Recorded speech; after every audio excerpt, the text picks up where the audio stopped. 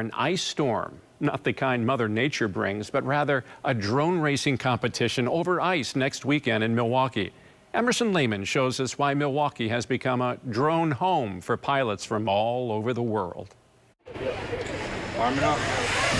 This is an amazing weekend for people of all ages. For the second straight year, This year is a bigger event, it's a better event. drone racing will take over the airspace inside the Pettit National Ice Center. And they're going to be racing at speeds up to 120 miles per hour. Brian Milton is a professional drone pilot out of Waukesha. I love this race. It draws all the major pilots globally. We've got Min Chan Kim coming in from South Korea. He's the fastest pilot in the world and a DRL champion. On Saturday, April 29th and Sunday, April 30th, 70 professional pilots from all over the world are scheduled to participate in the event. Believe it or not, Milwaukee has an extremely strong drone racing pedigree. Connor Seco I am a professional cinematographer and a hobbyist drone pilot. isn't participating in the competition, but is excited that it will be held in Wisconsin. I think this is super important for Wisconsin because it's bringing people from all over the world to the city to support the commerce and the businesses in the city, but also to support drone racing and make people aware of it and tell people that these aren't scary things. They're not something to be afraid of. They're fun. They're tools. They're something that really, with enough practice and enough grit, duct tape, and problem solving, anyone can do. And having that in Wisconsin is really, really cool to see. So you don't have to go to like Miami where they have the DRL World Championship. You don't have to go too far to see something like this. It's just right in your backyard. Seco has only been flying drones for a few years. He wishes they'd been around when he was a kid. I had like little RC cars and little foam RC planes that would do a loop-de-loop in my backyard, then crash into a tree. But nothing as high-tech or as high-speed as these guys.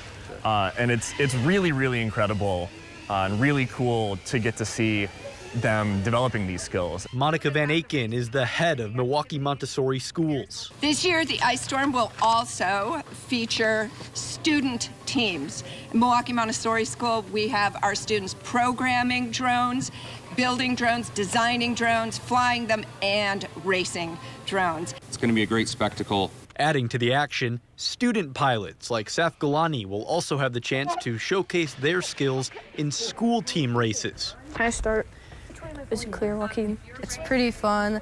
You have to rely a lot on the co-pilot though to tell you if you're near a wall because it's only a 90-degree vision basically. A member of his school's drone program, the 8th grader already knows how to code, build, and fly the machines. It's good. Sometimes when we were working for 2 hours straight on one problem, it angers you a bit, you get triggered. Yeah, I think learning about them is a really big key factor, and I like that because each time you get to learn something new, because then you can test all those problems. Like if it's not going up, you can say, oh, the propellers are on wrong, or it could be something with the telemetry of the controller to the drone. So I like the learning part. Applying valuable skills learned in the classroom and in the air to everyday life. It's challenging, but you kind of have to push through it. I really like what the school is doing here because this program combines engineering, 3D printing, electronics, software, science, the science of racing, a three-dimensional race line, and so on.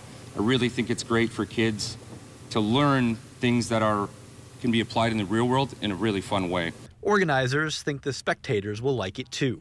Fans of all types can come. You can watch professional drone racers and you can watch amateur drone racers in a setting that's quite unique because most drone races are never inside. But here, 120 miles per hour, watching a drone up close, it is a huge opportunity. Dress warmly. It's called the Ice Storm because it's over ice and it's cold in here. I would describe